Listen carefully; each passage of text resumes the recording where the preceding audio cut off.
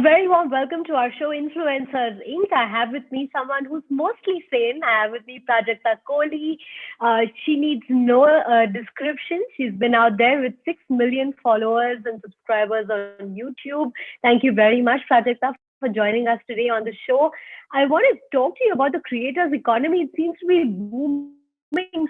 So many creators out there in the space. What's your take on that?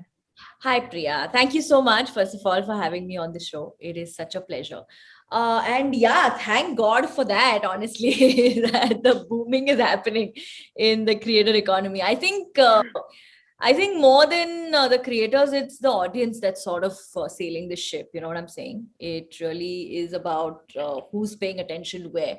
And the fact that we have so much attention coming on digital media has made a huge difference to the economy in the whole creator circuit. So, tell us a little bit about how you decided on your genre. I mean, in terms of what your specialities are, how did your journey take off literally? So I remember when we were thinking of starting, when we decided that, chalo, now let's have a YouTube channel.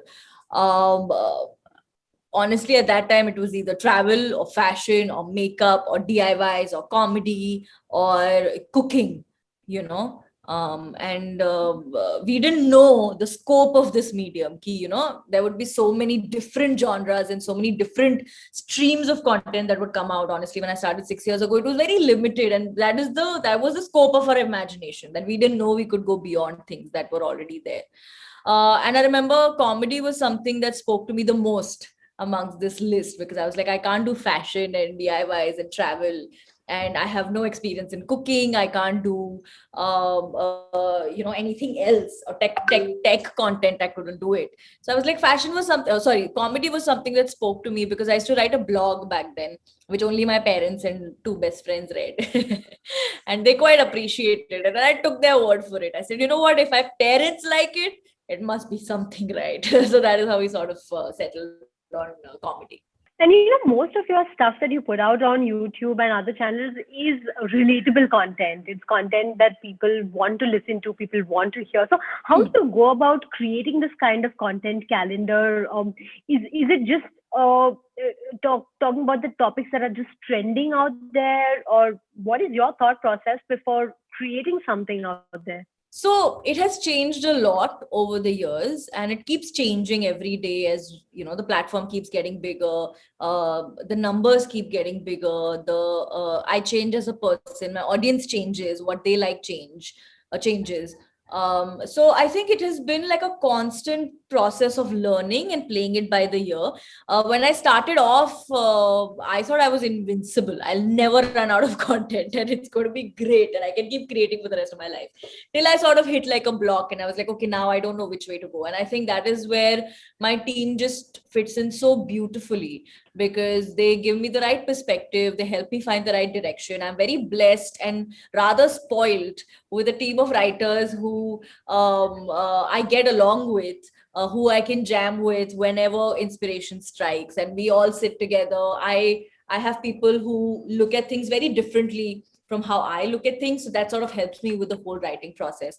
But overall, I think right now the way that this boat has stayed afloat is because of my writers team, where we all sit down and we jam, we brainstorm, we write, we rewrite, we shoot. Sometimes we scrap a shoot and we go back. Sometimes when we are shooting, we get ideas and we're like, oh my God, let's just add this. And I think the fluidity and the liberty that I get with creating content is something that is a constant motivation for me to keep doing what I do.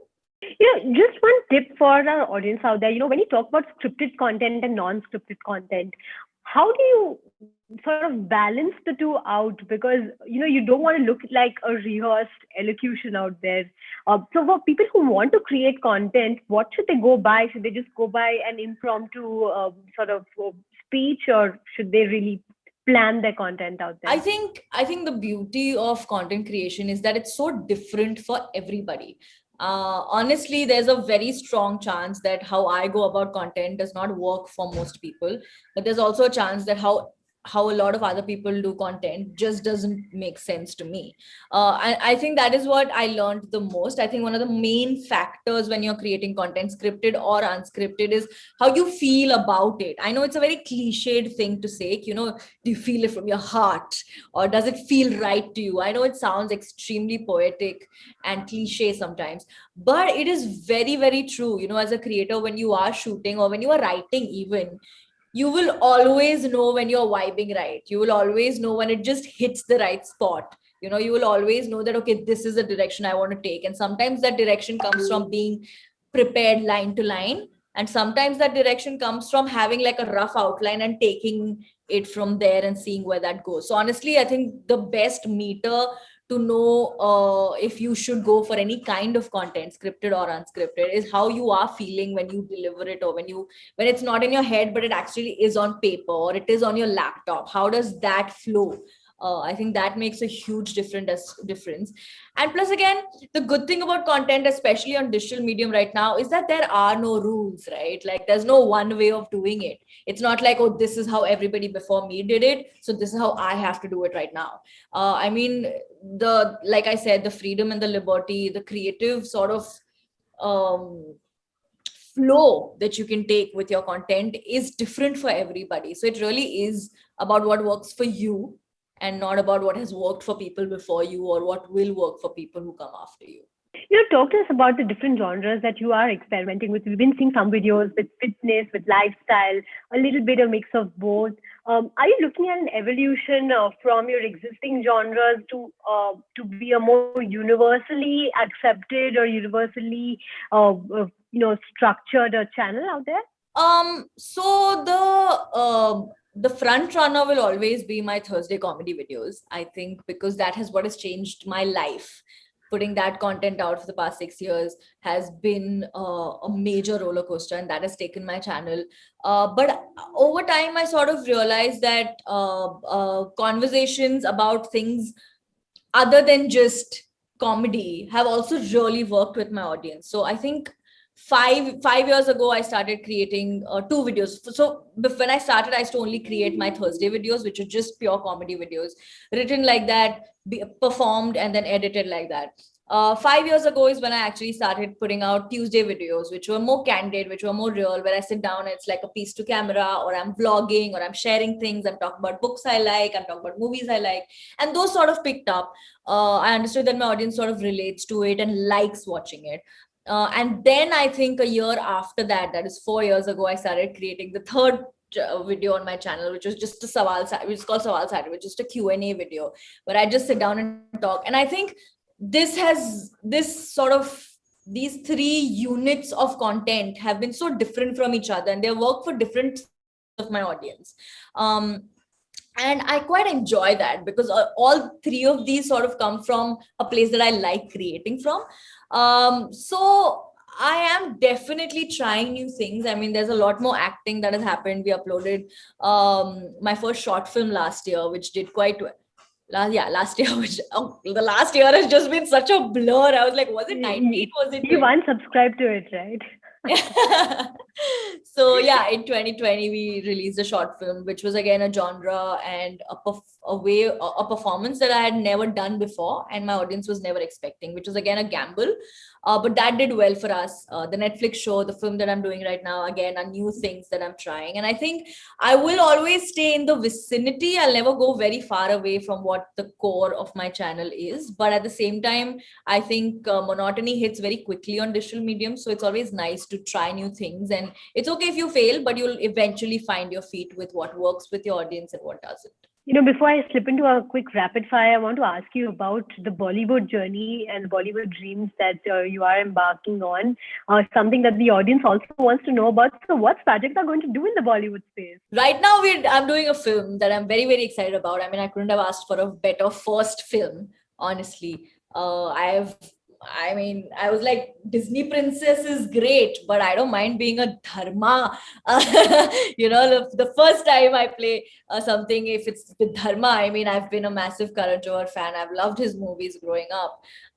So the fact that my first gets to be with him is a massive deal. Also, everyone on the film is just so amazing. Everyone who's it's just crazy how unreal it sounds to me when I say it out loud and it's not in my head. Yeah. But we're doing that. We have a couple more discussions happening that hopefully go through. But I think right now I'm just again playing it by the ear. I was honestly someone who has planned her entire life when she was growing up, and that sort of just takes the whole surprise away from it. So right now, with the way things are going, I'm actually going with it one day at a time and seeing where it goes. But touch wood, wherever it is going right now, I'm very, very grateful that it is going the way that it is. Interesting. So, are you prepared for your rapid fire this or that challenge? Oh God, I'm just going to tell you that I suck at rapid fires. I'm your editors. Okay, so you're the type, but we'll see how that goes. Okay, so are you ready? All Yes. set? Yes. Okay. Instagram or Facebook, your go-to social medium? YouTube first and then Instagram. Hoodies or turtlenecks? What is your fashion statement? Hoodies all the time. Old Bollywood music or new Bollywood music? What would you jam with? It really depends on how I'm feeling that day. You know what I'm saying? That's the beauty of music, right? You never have to choose. And I'm such a weird age because old for me is not old for the rest of the kids online right now. And new for me, for them, is just music I've not heard yet. So I'm kind of stuck in the middle. I'm going to say 90s and 2000s music is what my jam is. Okay. Are you a cat person or a dog person? I am a dog person. Okay. A mini Netflix series or a long running series?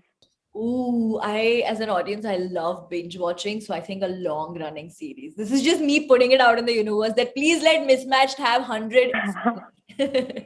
All right. Heels or sneakers? Your go-to? Sneakers for sure. Another interesting question. If you had to choose one full course meal, what starter, what main, and what dessert would you choose? Oh, I can mix and match, no?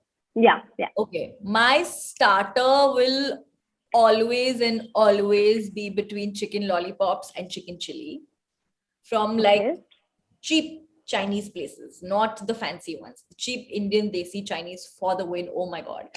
My main course will wow, I'm so excited for this question. Listen, I love food. I love everything about food. My main course I'm going to give you options. It's like I'm placing it. Oh my God. Yeah. My main course can be it can be between Korean food or Malwani food. Okay. So it can be like kimbap and bulgogi, or it can be surmai fry and ravas masala, either of these. That's a huge extreme. Okay. I can find it. And the dessert, I'm waiting to hear your dessert choices. The dessert, there's only one dessert that two desserts that I'm always in love with and I can eat it at all times. One is gulab jamun and the other is the strawberry and fresh cream cake that Pooja Dhingra makes. It is right outside of the gates of heaven. That is where that cake comes from. It's not baked. It's gifted to you. It's the most beautiful dessert I've had in my life and I can live on that for the rest. And I'm not even a dessert person, huh? But so Pooja better be listening to this, huh?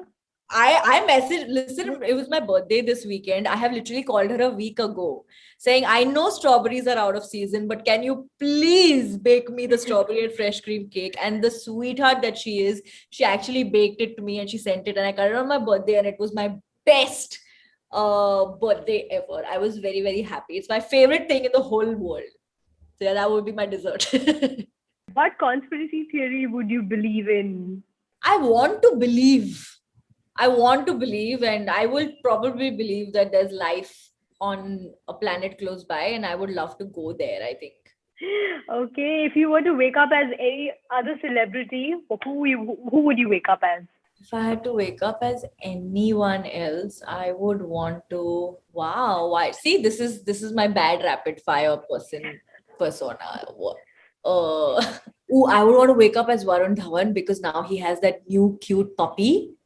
I would like to wake up as Varun Dhawan. All right, that's an interesting answer. And on that note, Prajakta, thank you very much. You performed very well on your rapid fire. I don't have a box of cookies or any So coffee, cute. but thank you so much for being a part of this very interesting chat. And I'm sure the audience has loved this chat. And you not being a rapid fire person has really made this even more interesting. So Oh thank God. you I so mean, I much for really your did time. go on and on about my dessert, but that's fine. Perfect. All right. Thank Always you, a pleasure Divya. talking to you. Thanks so much, Thank you so Aditya. much. Thanks. Bye bye.